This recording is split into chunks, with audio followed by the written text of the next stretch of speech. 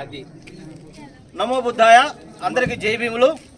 ఈరోజు అంటే ఈ 9/3/2025న అనకాపల్లి బొజ్జన కింద కొండ వద్ద the Buddhist society of India Andhra Pradesh Anakapalli జిల్లా వారిచే మొదటి సమ్మేళన కార్యక్రమం ఇక్కడ ఈ అనకాపల్లి బుద్ధుని కొండ వద్ద నిర్వహించబడుతుంది. ఈ కార్యక్రమం యొక్క ముఖ్య ఉద్దేశం ఏంటంటే ఈ యొక్క భారతదేశం మొత్తం మీద డాక్టర్ బాబాసాహెబ్ అంబేద్కర్ గారు కళ్ళగన్నటువంటి ప్రభుత్వ భారత్ను సాధించే దిశగా ఈ కార్యక్రమాన్ని మేము ప్రతి జిల్లాలో ప్రతి గ్రామంలో మేము ఈయన ఏర్పాటు చేస్తున్నాం. ఇదే విధంగా ఈ జిల్లా ఈ రోజు నుంచి ప్రతి సంవత్సరము ఈ సమ్మేళనాన్ని నిర్వహిస్తుంది. అలాగే ప్రతి జిల్లా కూడా ఇటువంటి సమ్మేళనాన్ని ప్రతి సంవత్సరం నిర్వహించడంతో పాటు గ్రామానికి మేము బౌద్ధాన్ని తీసుకెళ్లే ప్రణాళికను త్వరలో రూపొందిస్తున్నాం. మరి ముఖ్యంగా విషయం ఏంటంటే ఈరోజు ఈ యొక్క భారతదేశంలో ఉన్నటువంటి బర్నింగ్ ఇష్యూ ఏంటంటే మహాబోధి మహా సొసైటీని బ్రాహ్మణ మహంతులు తమ ఆధీనంలో తీసుకొని ఈ యొక్క దేశంలో మనువాద వ్యవస్థను ఆ యొక్క ఈ భారతదేశానికి శిరస్సు వంటైనటువంటి ఆ బోధగయిలో జ్ఞానాన్ని ఏదైతే ఈ దేశానికి ప్రసాదించినటువంటి ఆ బోధగయిని వాళ్ళు ఆక్యుపై చేసుకొని మనల్ని అంధకారంలో నెట్టేసేసి ఈ దేశాన్ని చీకటమయం చేయాలనేటువంటి ఆ కృతంతలను మేము వెలికితీస్తూ ఈ రోజు నుంచి అంటే రేపు 10వ తేదీ నుంచి నేను రాష్ట్ర వ్యాప్తంగా అన్ని జిల్లాలతో కలుపుకొని మహా ధర్నాలు అదేవిధంగా రాష్ట్ర రోగాలు నిరసన కార్యక్రమాలు ఆమరణ నిరాహార దీక్ష కార్యక్రమాలని రేపు 10వ తేదీ నుంచి ఆంధ్రప్రదేశ్లో స్టార్ట్ చేశాం.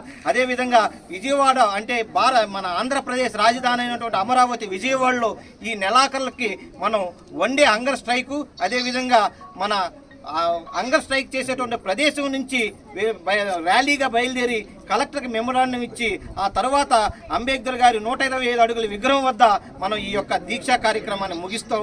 ఆ కార్యక్రమాన్ని చెలో విజయవాడ త్వరలో పిలుపునిపోతున్నాను. కాబట్టి ఈ యొక్క ఆంధ్రప్రదేశ్లో ఉన్నటువంటి బుద్ధిస్టులందరూ కూడా దీన్ని గుర్తెరిగి ఈ యొక్క కార్యక్రమాన్ని జయప్రదం చేయండి. అదేవిధంగా మన లక్ష్యం వచ్చేసి బౌద్ధం. ఎందుకంటే బౌద్ధం అనేది అన్నీ తెలిపింది. స్వేచ్ఛ, సమానత్వ, సౌభ్రతత్వాన్ని ఇచ్చింది. స్వేచ్ఛను గురించి చెప్పింది. అలాగే కుల నిర్మూలన గురించి చెప్పింది. కార్మిక వ్యవస్థను గురించి చెప్పింది.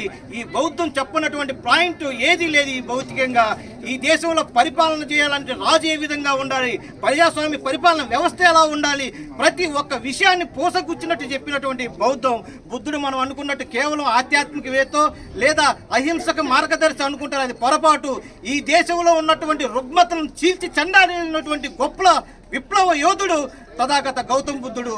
ఆయన ఆదర్శంగా తీసుకొని మనం ముందుకెళ్ళినట్లయితే మనం ఈ దేశంలో మనం పోగొట్టుకున్నటువంటి అశోక రాజ్యాన్ని మళ్ళీ తిరిగి మనం ఈ దేశంలో పాదుగొలుపుతాం. కాబట్టి మీరందరూ కూడా ఈ విషయంలో సహకరించి మీరు Buddhist society of India Andhra Pradesh ఎమ్మడి మీరంతా నడుస్తూ మా ఈ సంఘాన్ని డాక్టర్ బాబాసాహెబ్ అంబేద్కర్ గారు 1954లో ఏర్పాటు చేసినటువంటి సంఘం ఆయన కళ. ఏ తండ్రి కూడా తను చనిపోతూ చివరి కోడికి తన కొడుకుని నా యొక్క ఆశయాలు నిలబెట్టమంటాడు.